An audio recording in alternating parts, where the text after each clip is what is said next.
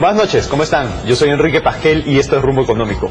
Hoy vamos a conversar con el viceministro de Pesca, Paul Pompeu, sobre cómo anda el sector en general y vamos a hablar además sobre qué es lo que ha sucedido con este triángulo marítimo que hemos ganado recientemente a partir del fallo de La Haya. Vamos a una pausa y volvemos con Rumbo Económico.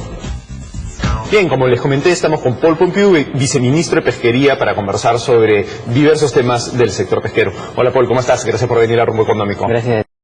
Paul, quizá empieza contándonos qué es lo que sucede con esta nueva área de mar que hemos ganado los peruanos. Hay dos temas que todo el mundo se pregunta. El primero, si es que ya tenemos información o cuándo tendremos información sobre qué recursos hay en esa zona. Y segundo, si se van a tomar algún tipo de medidas respecto de los pescadores al sur del Perú, ¿no? Algunos han visto beneficiados con esta medida, otros, digamos, siguen en la misma situación, ¿no? Cuéntanos un poco. Yo creo que el beneficio va a ser para todos los peruanos e inclusive para los pescadores que se encuentran en el sur, porque tenemos ahora un mar mayor, un mar territorial sobre el cual tenemos una soberanía que hoy en día vamos a ejercer. Ya se encuentra el crucero, el Vico La Haya partió ya, se encuentra en el sur y está haciendo unos transectos que se llaman para justamente ver los diferentes tipos de recursos que se encuentran en esa parte del triángulo interno y después hará lo del triángulo externo. Ese crucero debe estar terminando en estos días. Y luego de eso viene toda una etapa de examinar la data, ¿no? La forma como se hace esa inspección es que se van a través de unas ecosondas, digamos, y se va examinando qué es lo que hay en el mar, no solamente en términos de especies, porque eso más o menos lo podemos saber. Puede haber perico, puede haber pota, puede haber jurel, no sé si puede haber anchoveta, van a haber varios tipos de recursos que vamos a encontrar definitivamente, y lo importante es que a través de estas uno podría saber también de qué dimensión estamos hablando, porque lo más importante de estos cruceros científicos es que va a determinar cuáles podrían ser las posibles biomasas que se encuentran ahí, lo cual va a dar lugar a que las que se den en el ministerio determinen con qué artes de pesca se pueden capturar, si es que se necesita alguna reglamentación especial para la captura dentro de esa zona o es dentro de todo el régimen del sur. Entonces lo que tenemos es que en estos días nosotros vamos a recibir la información y MAPE es el ente científico que va a examinarla primeramente y luego nosotros, y en un plazo yo diría de más o menos unos 45 días ya nosotros podemos dar alguna opinión más informada sobre cómo va a ser ese régimen. ¿Y qué se va a hacer con los pescadores del sur que dicen que no han sido beneficiados por el fallo de La Haya? Bueno, al respecto, ya aclarada la situación, nosotros también obviamente teníamos expectativas de que pudiese darse una zona mayor, pero es lo que resultó, y ahora lo que estamos haciendo es reforzando todo el tema de los puertos. Hay dos puertos artesanales que se están construyendo, algunos en mantenimiento también, y adicionalmente se va a dar todo un tema para poder hacer que las embarcaciones también se modernicen. Porque eso significa de que esas embarcaciones también van a poder salir a tener hoy en día lo que se llama una pesca de altura, pero eso requiere efectivamente embarcaciones con de otra dimensión. Claro, a mí hay algo que me llama mucho la atención sobre eso, que es que yo tuve acá en el programa Elena Conterno hace unas semanas y ella me decía, oye, esto es muy bueno, todo este territorio que se ha ganado, pero es muy bueno básicamente para los artesanales, porque a nosotros los industriales la verdad es que diera la impresión que no nos sale a cuenta pescar ahí. Pero yo he escuchado también a pescadores artesanales, a gremios de pescadores artesanales que dicen, a nosotros no nos resulta, nosotros no podemos asumir los costos de ir a hacer esa pesca de altura. Entonces es como que no queda claro si esto para quién va a ser rentable. Bueno, lo primero es que tenemos que dejarnos de conjeturas, porque lo primero que tenemos que ver es qué es lo que resulta de lo que hace el estudio científico de IMAPE, que va a tomar una primera foto, que también, dicho, hay que decirlo como es, porque las fotos en el mar van a ir cambiando. No es lo mismo hacer una foto en esta temporada, en nuestro verano de aquí, que hacerlo de aquí a 6 meses, que hacerlo al final dentro de 8 meses, ¿no? Entonces, lo que hay que ver es cuáles van a ser las diferentes fotos que se van a tomar, y ahí vamos a poder saber si efectivamente va a ser rentable o no, y de qué manera va a ser rentable. Ahora, lo cierto es que los chilenos no pescaban mucho en esa zona, ¿no? Bueno, hasta donde yo tengo entendido no, pero era porque simplemente también es un criterio totalmente económico. Si tú todo lo tienes muy cerca de la costa, entonces lo primero que haces es irte a las zonas donde te es menos costoso ir y luego ya no llegas a las otras zonas. Eso no significa que no exista recurso.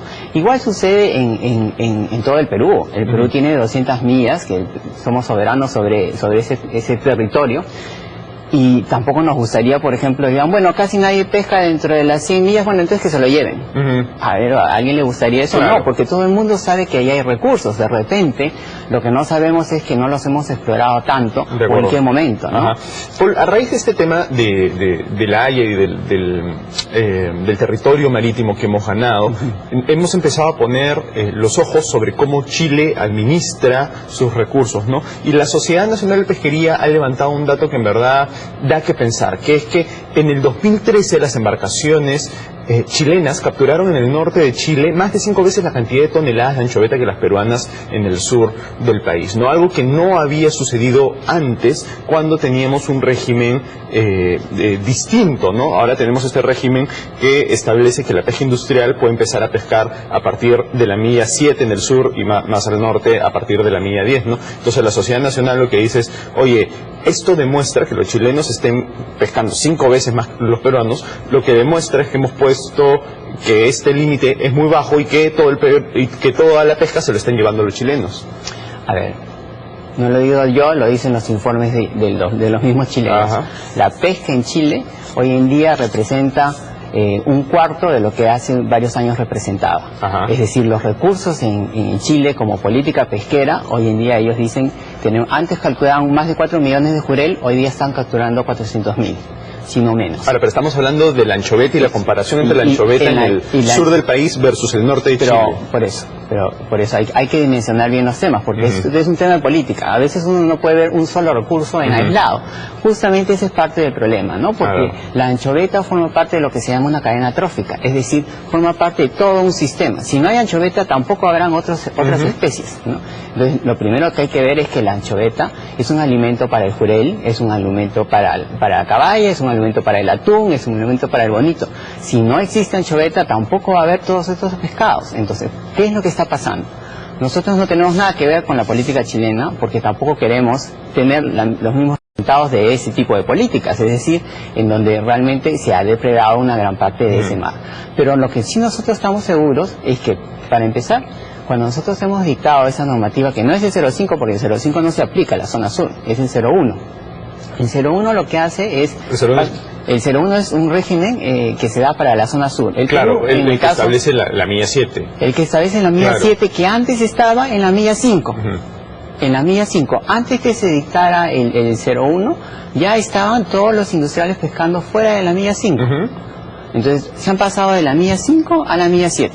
E inclusive lo que decía y dice, porque hoy día está vigente en el caso del régimen del sur, es de que ellos, haciendo unos convenios con los de menor escala, pueden llegar a la milla 5. Es decir, las posibilidades de que ellos pesquen como antes pescaban, sigue siendo la misma. Ahora, lo que también hay que ver es la data, para no hacer tergiversaciones de que a mí me parece que el año pasado.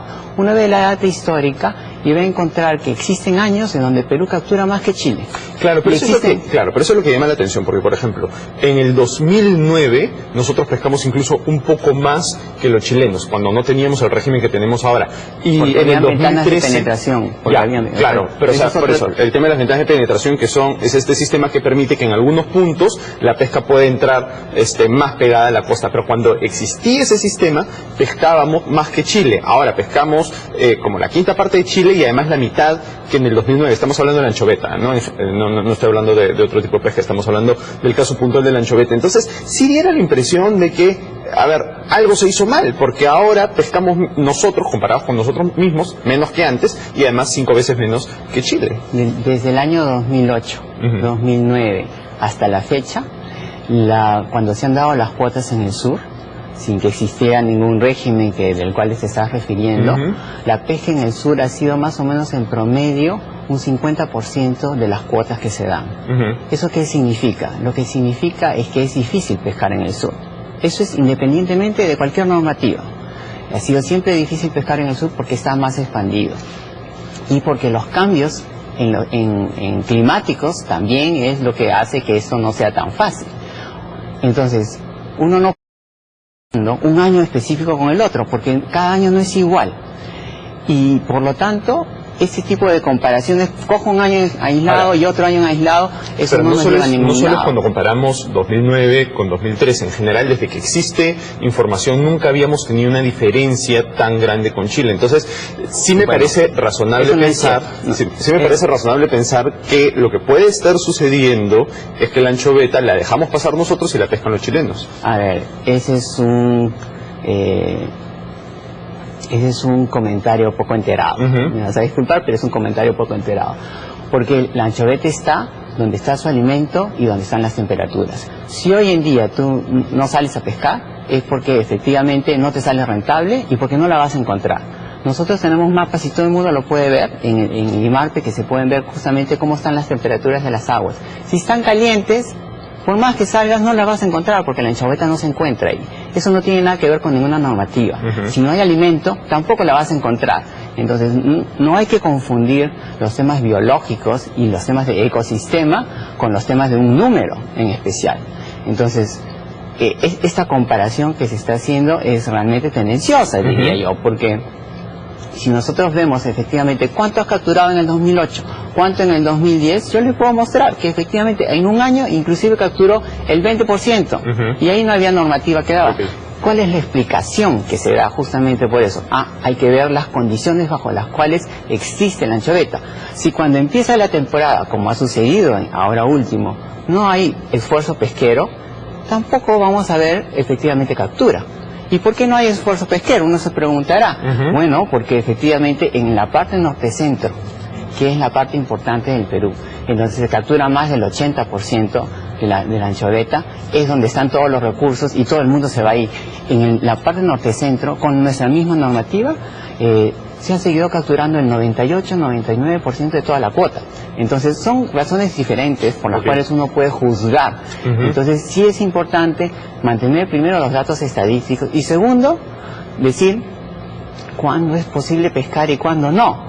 Entonces, cuando no se hace esfuerzo pesquero, tenga usted total confianza de que las estadísticas no van a mostrar que va a haber captura de anchoveta. Vamos a hacer una pausa, Paul, y seguimos explicando este tema.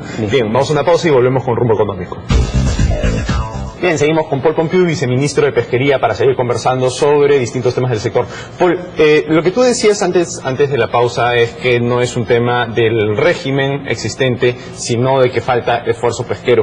Ahora, hay un tema acá que el gremio resalta mucho, que es que ellos llevaron esta discusión sobre hasta dónde se puede pescar a la Corte Suprema. La Corte Suprema decidió que el Ministerio había establecido esta restricción sin tener suficiente sustento. Y después el Ministerio saca una norma que era prácticamente igual a la norma anterior. Entonces lo que dice el gremio son dos cosas. Primero, la Corte Suprema demostró que lo que tú has explicado no era cierto, porque no existe evidencia. Y segundo, el Ministerio le ha sacado la vuelta a la decisión de la Corte Suprema. Primero lo que habría que leer efectivamente son los numerales, digamos, que dieron en la Corte Suprema, en las cuales claramente se decía que no iba a entrar a juzgar la evidencia científica. Es más, la evidencia científica en la cual se dice que no existía está listada dentro de los mismos informes. O sea, sí existía. ¿Y por qué lo declara ilegal entonces la Corte Suprema? Porque era un tema de forma. Lo que ellos dicen es, a mí me gustaría ver este sustento, que yo lo he encontrado en otro lado, puesto en estos considerandos. Es un tema de forma. Es más, tan tema de forma es que la Corte Suprema nos da un plazo.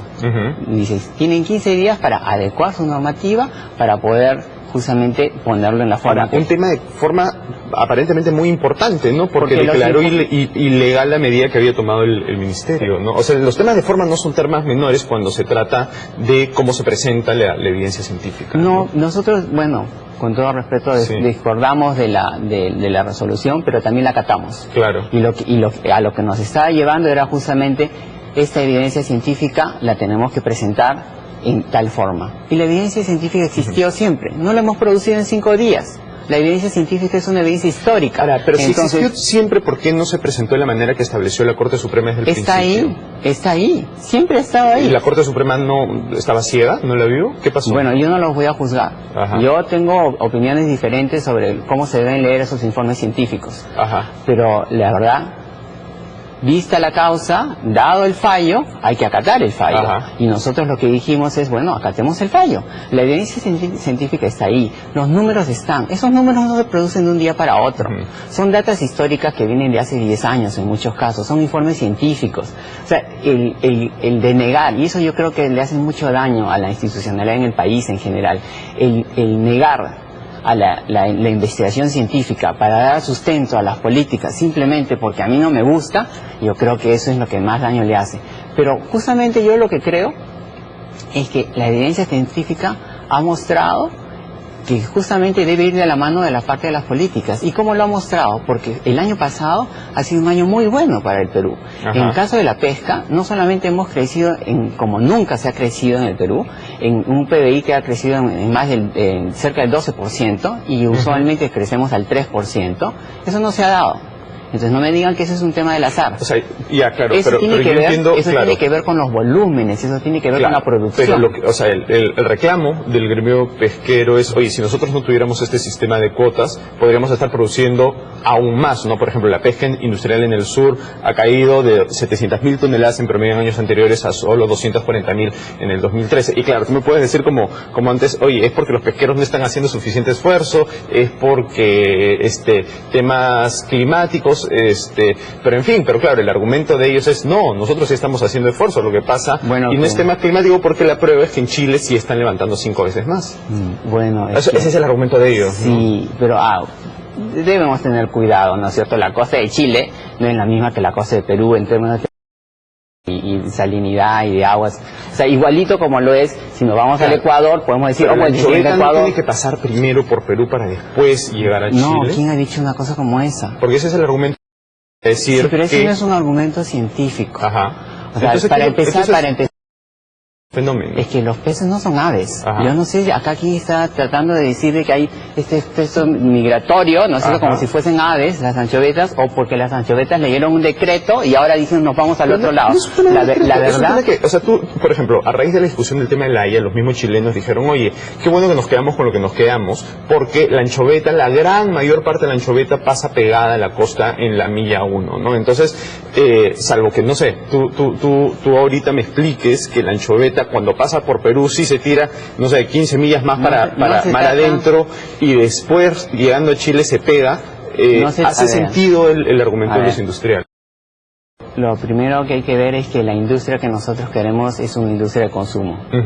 Todo el Perú quiere eso, no solamente los industriales, todo el Perú quiere una industria de insumos intermedios como es la harina, que no estamos en contra de eso, sino que hay que completar con todo el ciclo. Para nosotros ser un país pesquero en potencia, donde tenemos el recurso, tenemos que darle valor a lo que tenemos. La anchoveta como tal tiene que tener un valor. ¿Y tiene valor como qué? Como alimento, tiene valor para la salud y tiene valor para muchos otros propósitos, inclusive para la inteligencia de las personas. Una vida saludable que adicionalmente es un recurso que es barato. Y cuando hablamos de anchoveta, no solamente hablamos de la anchoveta en sí mismo, sino de todos los recursos que se encuentran alrededor de la anchoveta. ¿Tú sabes cuánto de pesca incidental ocurre por la anchoveta? 2%, 3%. ¿Y eso qué cosa significa? Puede significar toda una cuota de jurel de todo un año, toda una cuota de merluza de todo un año, 2, 3 veces más inclusive. Entonces, ¿tú crees que las embarcaciones industriales deberían pescar pegadas en la costa simplemente porque ahí existe la anchoveta? No, porque justamente lo que tienes que ver es cuál es el ecosistema que el Perú quiere, ¿no? Y no estamos hablando solamente de anchoveta. El año pasado, en la zona sur, en Arequipa, Moquegua y Tacna, los desembarques de consumo humano directo crecieron. Por primera vez crecieron y crecieron mucho más que en los últimos 6 años. No es un tema de casualidad. ¿Por qué? Porque la pesca incidental, y uno ahí tiene que explicar bien qué cosa significa. Una pesca incidental, una captura de la anchoveta, lleva unas redes que son muy pequeñas, porque la anchoveta mide 12 centímetros para ser capturada, digamos, de manera legal. El resto de la... Y no hay forma de discriminar en un tipo de red de esas, en donde es bastante intrusiva, otro tipo de especies. Entonces, ¿Queremos un solo mercado? ¿El Perú quiere crecer solamente con pesquería de anchoveta o es que también necesitamos los otros recursos? Y yo creo que el Perú merece efectivamente ser un país pesquero y no volver al pescado un alimento de lujo. ¿Por qué suben los precios? Porque hay escasez, tú lo sabes muy bien que los temas de mercado ahí funcionan, no hay ninguna regulación, los precios se disparan. Nos ha ganado el tiempo, lamento mucho cortarte. No, no es un problema, me interesa otra vez. Te invitaré otra vez, perfecto, encantado. Pues te lo agradezco muchísimo. Fue Paul Pompeu, viceministro de Pesquería. Vamos a una pausa y regresamos con Rumbo Económico.